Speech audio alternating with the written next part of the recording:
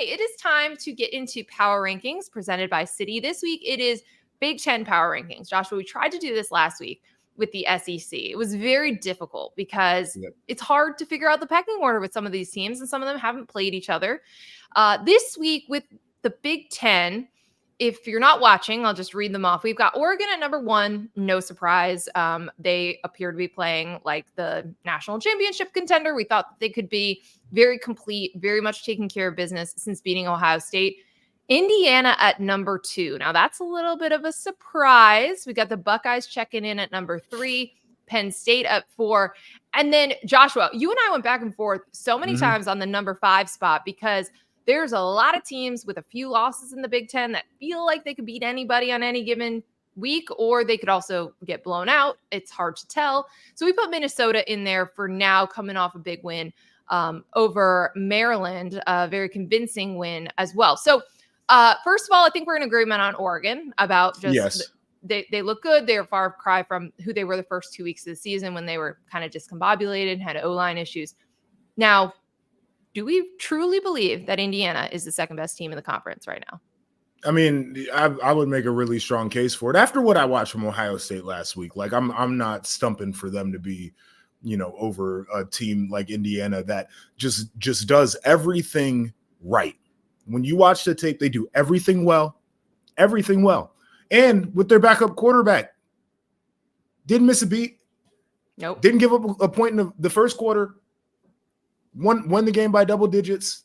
Haven't trailed at all this year. Like, who am I to try to say that Indiana is not the second best team in the Big Ten right now? Right. I mean, the knock against them is the schedule, right? And this is interesting. I've been thinking about this week.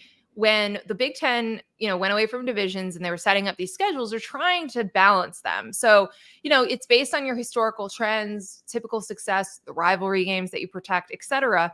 So Indiana hasn't had a lot of success. So that's part of the reason that their schedule isn't loaded up with a lot of the top tier Big Ten teams who we do want to see play each other, and you do want to challenge them. So that's part of it. But you're right. They're so complete. They're so sound. They're so well coached.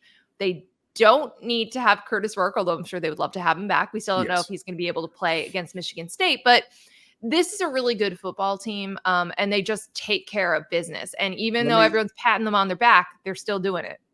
Let me say this too about the who have they played schedule, whatever people. Okay. Ohio State, the one time they did play a good team, they lost. And who has Penn State really played? Right. So if that's the argument we're going to use, I think we should be fair when we apply that. Listen, we can go even outside the Big Ten. Who has Texas played? Right. Who has Texas beat? Right. I think that is very fair. Yep. Obviously we'll get some clarity on Ohio State versus Penn State. This feels like the right order going in with the talent on the Buckeyes roster.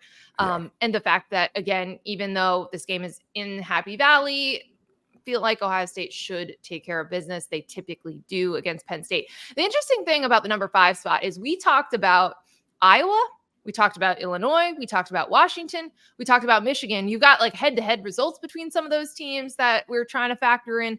But ultimately, we went with Minnesota. I do think that they're playing pretty well. And I think people are maybe forgetting about them a little bit because, we don't have the Big Ten West anymore. We don't get to track, the Wild West. But they're coming off a really complete win over Maryland. And I don't know. It was such a tough decision because I think all of those teams are bunched up and capable of beating each other. I agree. It's, the Big Ten is what America aspires to be, right? We love to celebrate some of the great success stories of this nation, but we also want to have a strong middle class, right? And here's the Big Ten, where now you start to look pretty much 5 through, and you can just go down the list. There are teams that are very clearly flawed, but can give you problems any given weekend. And so it was interesting going through this and saying Michigan, for example, we know how talented they are. Seems like maybe they figured something out with their quarterback, but it still is an offense that has problems, defense that's trying to figure out who they need to be, right? Go through Illinois, and it's Illinois does a lot of things right, but they're missing kind of that top end, yada, yada, yada.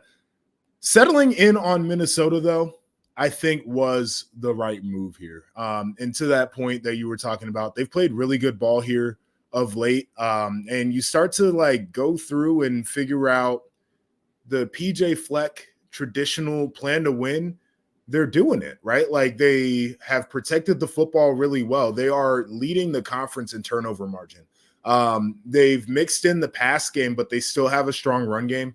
And defensively, I like what they do. Like it's a good ball team, but it's tough there in the middle of the Big Ten, and they present challenges to the teams at the top.